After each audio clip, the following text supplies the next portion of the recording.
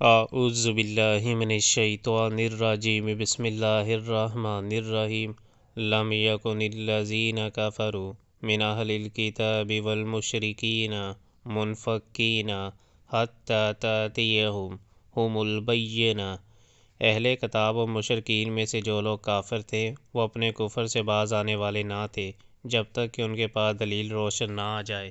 رسول من اللہ یتلو صحفا مطہرہ، یعنی اللہ کی طرف سے ایک رسول جو پاک صحیفے پڑھ کر سنائے، فیہا کتب قیمہ، جن میں بالکل راست اور درست تحریریں لکھی ہوئی ہیں۔ وما تفرق الذین اوتوا الکتاب الا من بعد ما جاءتہم البینہ، پہلے جن لوگوں کو کتاب دی گئی تھی ان میں تفرقہ برپا نہیں ہوا مگر اس کے بعد کہ ان کے پاس راہ راست کا بیان واضح آ چکا تھا۔ وما امروا الا لیعبدوا اللہ مخلصین لہ الدین حنفاء ویقیموا الصلاۃ ویؤتوا الزکوٰۃ وذلک دین القیمہ، اور ان کو اس کے سوا کوئی علم نہیں دیا گیا تھا کہ اللہ کی بندگی کرے، اپنے دین کو اس کے لیے خالص کر کے بالکل یکسو ہو کر، اور نماز قائم کرے اور زکوٰۃ دے، یہی نہایت صحیح اور درست دین ہے۔ ان الذین کفروا من اہل الکتاب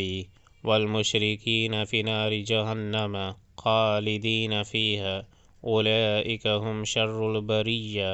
اہل کتاب اور مشرکین میں سے جن لوگوں نے کفر کیا ہے وہ یقیناً جہنم کی آگ میں جائیں گے اور ہمیشہ اس میں رہیں گے، یہ لوگ بدترین خلائق ہیں۔ ان الذین آمنوا وعملوا الصالحات اولئک ھم خیر البریہ، جو لوگ ایمان لے آئے اور جنہوں نے نیک عمل کیے وہ یقیناً بہترین خلائق ہیں۔ جزاؤہم عند ربہم جنات عدن تجری من تحتہا الانہار خالدین فیہا ابدا رضی اللہ عنہم ورضوا عنہ ذلک لمن خشی ربہ۔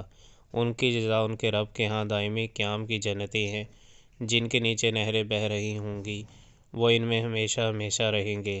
اللہ ان سے راضی ہوا اور وہ اللہ سے راضی ہوئے۔ یہ کچھ ہے اس شخص کے لیے جس نے اپنے رب کا خوف کیا ہو۔